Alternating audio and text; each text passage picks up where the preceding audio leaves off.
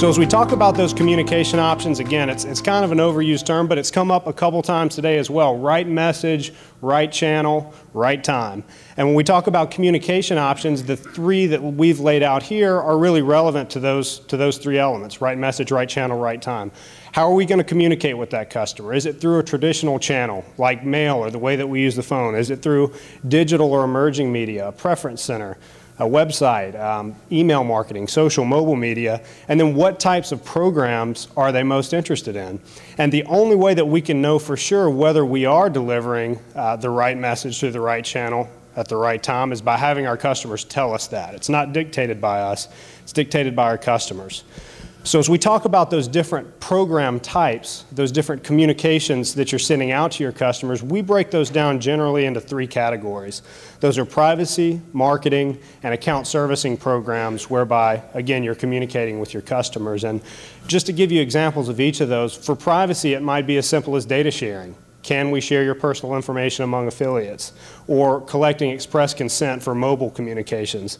For marketing, it could be those trigger campaigns like we talked about or heard about some earlier. If mortgage rates fall below 3%, I want a text message immediately so I can talk to you about a refinance. Or even account servicing. It could be as simple as enrolling in an e-statement where you're going to receive communications via email instead of postal mail. So all those are very relevant, but it's also important that you're able to leverage existing data that's in your environment today.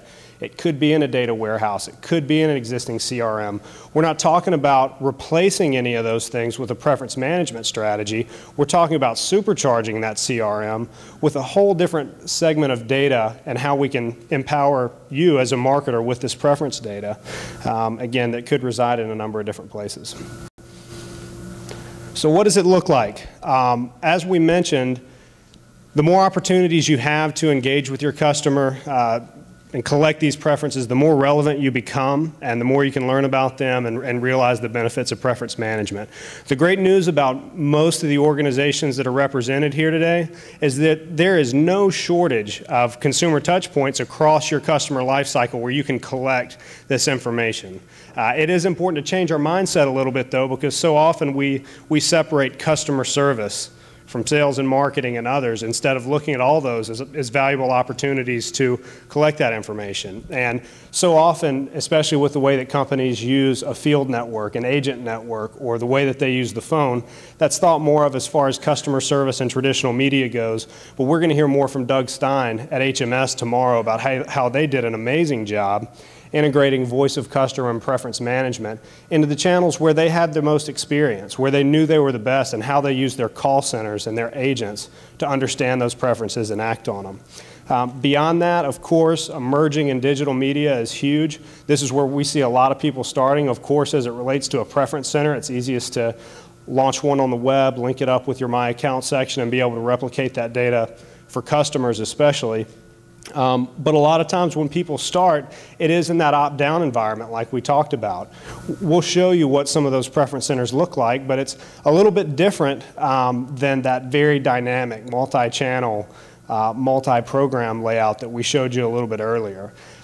Tim deserves a lot of credit, I think, at Intuit for coining the phrase atomic opt-out. I can't think of a better way to describe these general do not solicits that so many companies are collecting today. Think about it. It absolutely decimates marketing and communications campaigns across the board. And what we've seen, unfortunately, is that not only is it shutting down email, but in very large organizations, it's closing down marketing altogether. So now we can't mail that person, we can't call them. When technology comes about years from now in ways that we can communicate to them, they're completely off limits. So again, it should be consistent throughout your customer experience as well. Reduce logins using authentication so that they're not having to remember a dozen different passwords to give you the information you need to communicate effectively. Maintain consistent look and feel. Again, we want to make this as transparent as we can. And also familiar user functionality. If they're used to paying their bills in a My Account section where they're using check boxes and they switch over to My Preferences, a My Preferences preference management environment where they're going to tell us how they want to be communicated with. We don't want different user functionality where it's checkboxes here and drop downs here. We want that to be consistent. And an idea that we've introduced that's been really well received by our customers and helped them realize some efficiencies is with the idea of customer typing. And what we mean there is, you know, not every customer is created equal.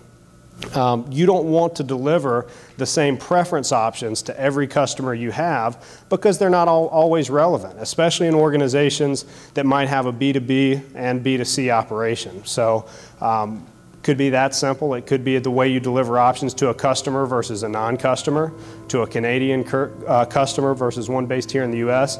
So certainly some implications for the way that you're doing that.